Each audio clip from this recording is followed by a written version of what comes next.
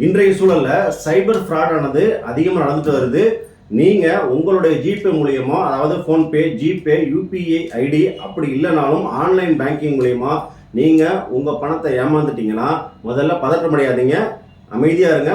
முதல் 1 மணி நேரத்துக்குள்ளார நீங்க 1930 அப்படின்னு நம்பர் சொல்றேன் பாருங்க, இந்த நம்பருக்கு கால் பண்ணி உங்களுடைய கம்ப்ளைண்ட் ரைஸ் பண்ணிடுங்க. அடுத்ததா கவர்மெண்ட் போர்ட்டலான அதாவது cybercrime.gov.in இந்த வெப்சைட்ல போய் உங்களுடைய கம்ப்ளைண்ட்டை ரெஜிஸ்டர் பண்ணிடுங்க. அடுத்ததா உங்க பேங்க்குக்கு போயிட்டு நீங்க அனுப்பின பணமோட ஸ்கிரீன்ஷாட்டு, டிரான்சாக்ஷன் ஐடி, உங்களுடைய அக்கௌண்ட் நம்பர் இது எல்லாமே டீட்டெயிலா எவிடன்ஸா எடுத்து அவங்களுக்கு சப்மிட் பண்ணிட்டு ஒரு கம்ப்ளைண்ட்டும் அவங்களுக்கு கொடுத்துருங்க. அடுத்ததா லோக்கல் போலீஸ் ஸ்டேஷனோ அல்லது சைபர் கிரைம் போலீஸ் ஸ்டேஷனுக்கு போய், அதாவது எஸ்பி ஆஃபீஸில் இருக்கும் சைபர் கிரைம் போலீஸ் ஸ்டேஷன், அங்கே போயிட்டு உங்களுடைய கம்ப்ளைண்ட்டை ரெஜிஸ்டர் பண்ணிட்டு சிஎஸ்ஆர் காப்பி வாங்கிக்கோங்க. முடிஞ்ச அளவுக்கு எஃப்ஐஆர் போட சொல்லுங்க. இது ஒவ்வொரு கேஸை பொறுத்து, சூழலை பொறுத்து மாறுபடும். இன்னைக்கு ஆன்லைன் மோசடியானது பல வகையில் நடக்குது, பல விதங்கள் நடக்குது. நீங்க 50,000 ஏமாந்துருக்கலாம், இல்ல 5 லட்சம் ஏமாந்திருந்தாலும் நான் சொன்ன விதிமுறைகளில் கம்ப்ளைண்ட் பண்ணி உங்களை நீங்க பாதுகாத்துக்குங்க.